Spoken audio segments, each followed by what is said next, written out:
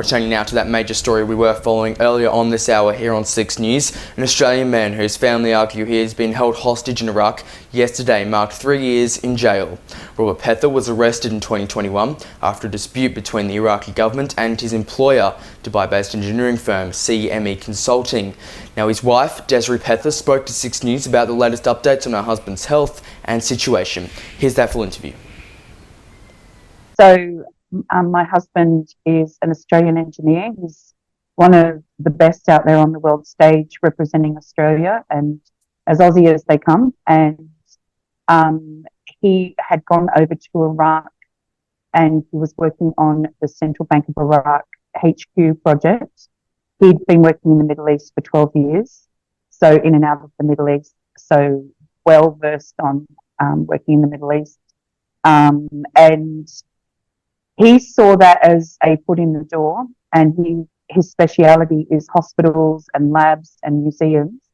And so he was actually over there to help rebuild. He wanted to leave a legacy and actually make a difference and help a country rebuild. He'd worked with many Iraqis before, so he knew the situation. And he'd been speaking to authorities about 3 new hospital projects after the bank was finished, and also a mega greenhouse for food security. So he and his colleague were called over to Iraq during the pandemic to attend a meeting on behalf of their employer with the Central Bank of Iraq governor to resolve some issues with a contract dispute. And they were arrested at the time of the meeting. It was a trap. And they disappeared for days, and then they had a criminal court proceedings 5.5 months after their arrest, and so that's against international law and Iraqi law for employees to be held accountable, and they've been in prison for nearly 3 years now. So is this essentially and I've seen some of since it happened on the 2-year anniversary, and then obviously as it hit 1,000 days, is this essentially at this point a hostage situation? Absolutely, 100%. In March, last year, the ICC, which is the International Chamber of Commerce, they ruled completely in their employer's favour, and the central bank was in breach. And literally, it's if you do this and you do that, we will release these men. So 100% they tick every box as a hostage. The contract dispute was an opportunistic happening that was part of a bigger thing. I could get a whiteboard out and go through it all, but it was internal bickering inside Central Bank of Iraq, and the contract dispute was used as an opportunity for their own gains. So it's never just been about a contract dispute. And also the Central Bank of Iraq is a government entity, and the governor of the Central Bank of Iraq is a political position. So he's being held as a hostage in a dispute, internal. Now, I know what DFAT said earlier this year, I think it was, that they and the federal government, and I quote, cannot intervene in another country's legal processes. What do you think in terms of the Australian government's role here is in terms of what they actually realistically could do? Okay, I believe that we're now at the 3-year mark, so whatever we've been doing hasn't worked, and so we need to do more, and we need to change it up. We have sanctions, like sanctions and things like that in place for a reason, and absolutely you can't be involved in another country's legal matters, but you can stand up and protest loudly when due process and rule of law are not followed in any court setting, where an innocent man is not allowed to present any evidence in any court setting that he's innocent. And also there's a UN report which was published in March 2022, which has 30 violations of human rights and international law. And as a signatory to the UN, Australia should be standing up on that count alone about the multiple human rights violations that have occurred. You obviously have described it as a hostage situation at this point. We know in hostage situations we see, like, the US, for example, there are negotiations. There are huge processes whenever one of their citizens is jailed overseas, or especially in a country like this. Is that sort of the kind of approach you'd prefer the government to take, instead of just talk and advocacy, actual, serious negotiations, like it is, and you obviously say it is, a hostage situation? Yes, it's that America have now got their own independent body that deals with these situations, and so does Canada. And we don't have anything like that in Australia, and it's desperately needed. Um, Definitely, Australia, I would think, would work with their close partners that they talk about all the time, like America, like the UK. And I think because this is becoming more common and it's happening, more and more often, and unfortunately in Robert's case, he's the only Westerner in that prison. So there isn't a spotlight on Iraq at the moment as there is on other countries. And I think, my poor husband can't afford to sit there and wait until there's a spotlight on Iraq as well.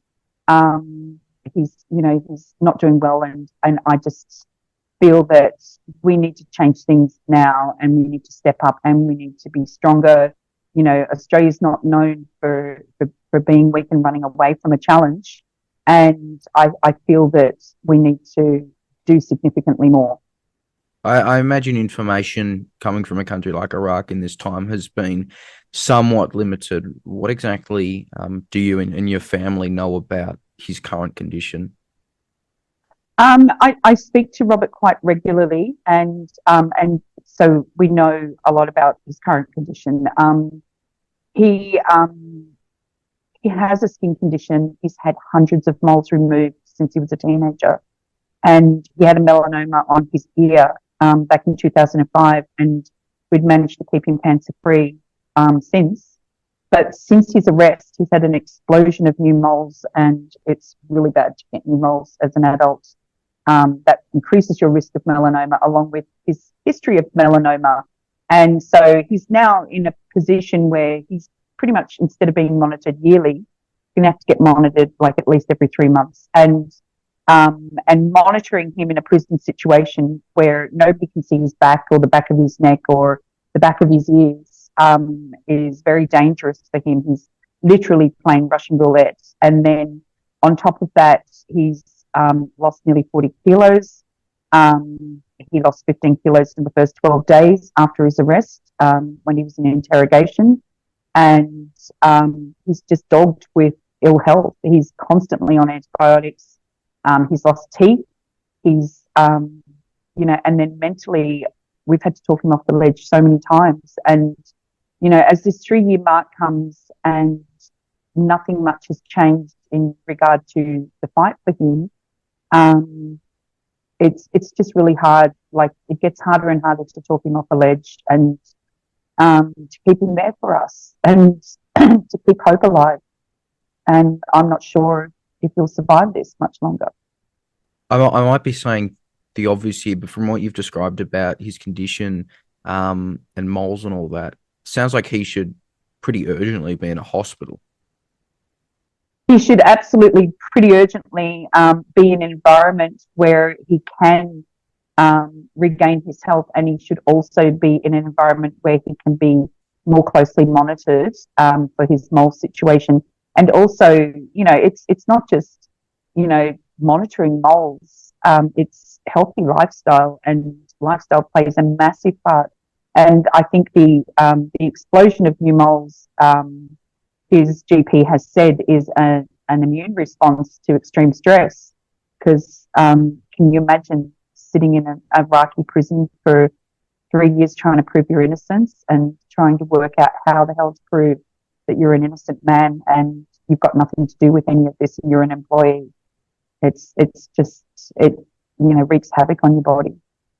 Just finally, obviously got kids. How hard is this as a family going through this? I mean, 3-year mark is an extraordinarily long amount of time. I don't need to be saying that. We both know that. Yeah.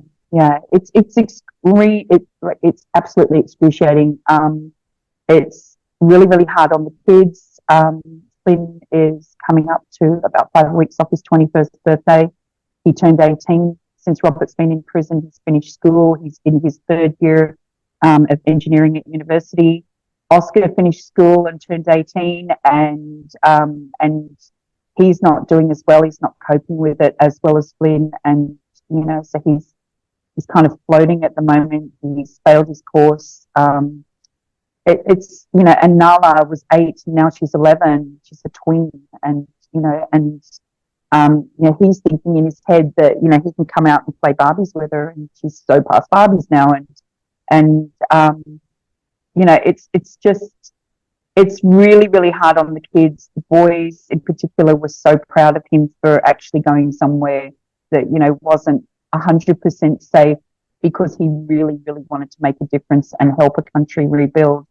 And so they were really proud of him, and it's been a very hard process dealing with the kids' distress and anger, and explaining to them that sometimes good things do happen to bad things happen to good people, and there are really bad people in the world, and it's not everyone, it's not a whole country, it's just like 5 bad people that have done this and done this to their dad. And for me, right even from the beginning, like the first time when he was first taken, and telling them that their father's been arrested, and then telling them that their father's been sentenced to 5 years hard imprisonment and a whopping $12 million US dollar fine against him personally, him and his colleague.